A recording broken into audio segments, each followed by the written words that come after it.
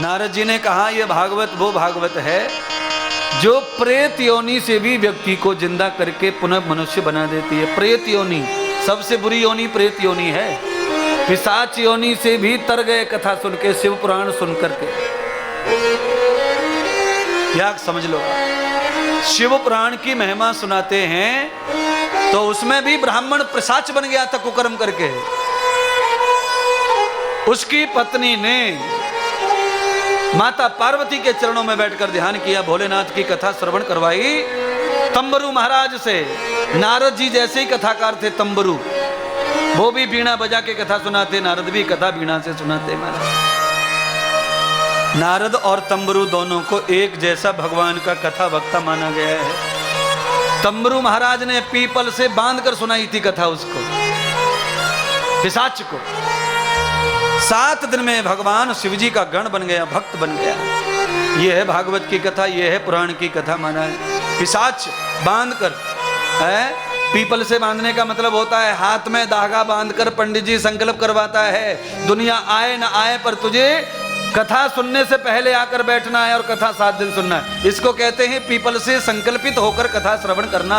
और भाई साहब हाथ में धागा बांध के पंडित जी का संकल्प लेकर जो कथा सुनते हैं उनके शरीर से भूत पिशाच सब भाग जाते हैं और सुंदर भागवत नारायण प्रकट हो जाते हैं, आनंद प्रकट हो जाता है। इसलिए संकल्पित होकर कथा श्रवण करे वाला, जो संकल्प के साथ कथा सुनते हैं उनका श्राप निकल जाता है। जो व्यक्ति श्रापित है, और आप सब श्रापित हैं, आपको बीमारी होने का श्राप लगा है, आपको मरने का श्राप लगा हुआ है। सोमवार मार मंगल बुधवार गुरुवार शुक्रवार शनिवार ये 7 दिन में ही मरना, ये श्राप लगा हुआ है। काल रूप अजगर आएगा, डस लेगा, एक एक को डस लेगा। दादा गए, बाबा गए, फूफा गए, मामा गए, बुआ गए, कितने चले गए, हम भी जाएंगे, क्योंकि श्राप लगा हुआ है। उस श्राप से बचना है तो भागवत का संकल्प लेकर हम श्रवण करें तो श्राप छूट जाता है। भागवत का श्राप संकल्प कर से छूट जाता है। अरे संकल्प ले लो ना, गलती हो गई, हो गई, हो गई, हो गई, लालच हो गया, बुद्धि बिगड़ गई थी, गलती हो गई थी। मैं कहता हूं आज भी आपकी बुद्धि अच्छी हो जाए तो आप आज भी भगवान के साथ में ज्यों की त्यों हैं। भगवान तो बड़े दिल वाले, उनका दिल तो तीनों लोकों से बड़ा है, उसमें समुद्र आदि हिमालय सब आ जाते हैं, इतना बड़ा दिल है भगवान का। आप समझ लो, पैर जो होता है ना चप्पल, इसके नंबर से आती है चप्पल जूते, पर दिल का नंबर आज तक कोई कंपनी बना नहीं पाई है। माना दिल के ऑपरेशन हो गए पर दिल का नंबर, और दिल का ऑपरेशन कभी नहीं हुआ, बाईपास हुआ। बाईपास ऑपरेशन दिल का नहीं होता, टांग फाड़ते हैं यहाँ से न साफ करते, हाथ में से निकालते, दिल में से कुछ नहीं छेड़छाड़ होती है। दिल का ऑपरेशन कोई कर सकता नहीं है महाराज। हाँ बाईपास, बाईपास दिल जो ही रहता है, इधर से रोक देते सप्लाई, इधर से रोक देते, दूसरी नल प्लास्टिक की डाल देते, बाईपास हो गया, जाओ बाईपास हो गया। दिल का ऑपरेशन नहीं होता। क्यों क्यों नहीं होता बताओ? क्योंकि दिल भगवान की जगह है, उसका ऑपरेशन कोई कर सकता नहीं है। जब दिल में बसा, जब दिल में बसा दिलदार मेरा, दिलदार को ढूंढन जाऊं कहाँ, मेरे श्याम को ढूंढन जाऊं कहाँ। पंडाल में जो लोग बैठे हैं ना, ये बालाजी जाके आए, ये हिमालय जाके आए, ये काशी जाके आए, ये वृंदावन जाके आए, ये रामदेव बाबा के वहां जाके आए, ये सब जगह जाके आए, पर इनको अभी तक कुछ मिला? क्या मिला? चनौरी। 500 ग्राम जीजी के लिए, 500 ग्राम भुआ के लिए, 1 किलो साली के लिए प्रसाद, रामदेवरा का प्रसाद, बस चनौरी ले आए, रेवड़ी ले आए, हो गया। क्या मिला बताओ? इतने तीर्थों में गए पर गुटखा छूटा नहीं, तमाकू छूटी नहीं, तो काय को तीर्थों में भटक रहा है? काशी जाते हैं तो लोग काशी फल छोड़ के आते हैं। कौन सा फल? काशी फल। हाँ, तीर्थ में जाते हैं तो एक फल छोड़ के आते हैं। अरे तुम फल मत छोड़ो, पाप तो छोड़ो कम से कम। अच्छा जाते क्यों गंगा नहाने? पाप धोने के लिए। पर पाप धोते कहाँ? गंगा में डुबकी मारी। सुनो ना राजस्थानी, गंगा में डुबकी मारी, पंडित जी से पूजा करवाई, तौलिया से मुंह पोंछा, कपड़े पहने और सबसे पहले तम्बाकू मुंह में डाली और सब चले। ये हाल है। गंगा के किनारे पे निकल के कपड़ा बदलते से ही पैंट में हाथ डाल के पहले गुटखा चबाता है, वही की वही घाट पे। बोलो, गंगा में डुबकी लगाई, पंडित जी से पूजा करवाई, बाप दादा के नाम के पिंड चढ़ाए, तर्पण करवाए और वहीं नहा धो के कपड़ा पहने और बीड़ी में फूंक लगा रहा गंगा पे खड़े खड़े। गंगा कह रही है वारे गंगा राम,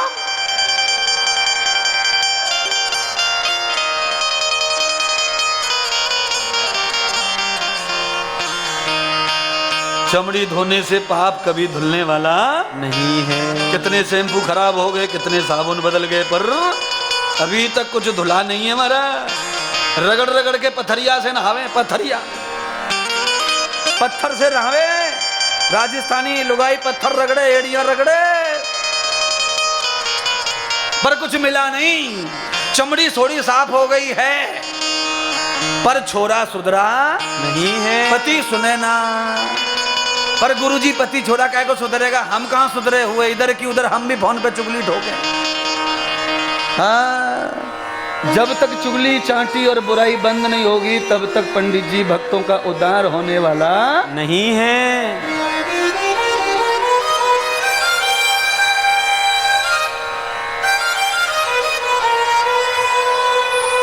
ईमानदारी से बताओ, सब महिलाओं से सवाल है, आप आलू छीलती हैं सब्जी बनाने के लिए, छील के काट के छौंक देती हैं कि छील के भी धोती हैं?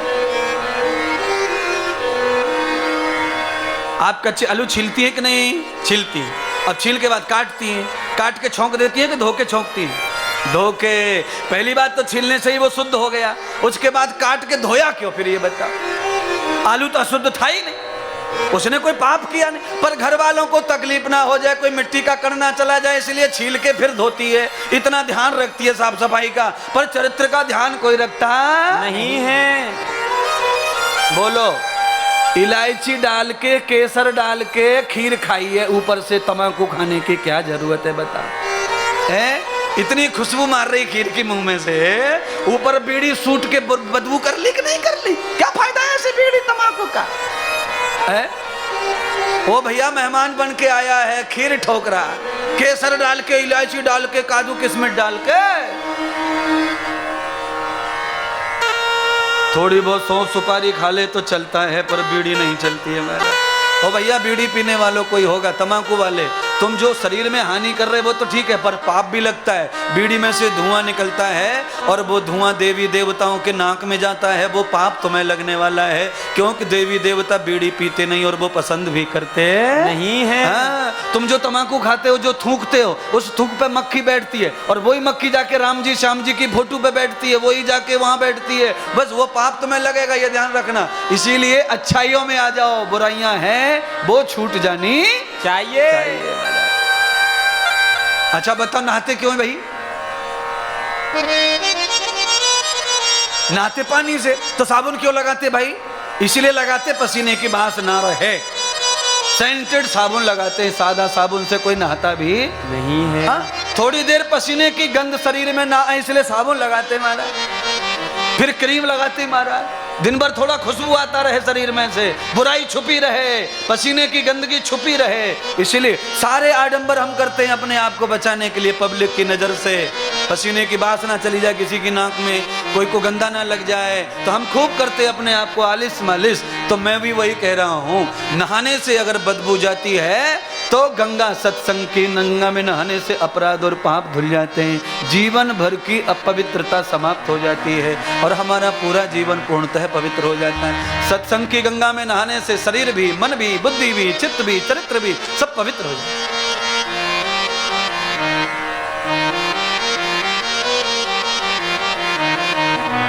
भागीरथ की गंगा में नहाओगे तो पाप धुलेगा, और भागवत की गंगा में नहाओगे तो आत्मा, मन, बुद्धि, चरित्र सब धुल जाएंगे हमारे।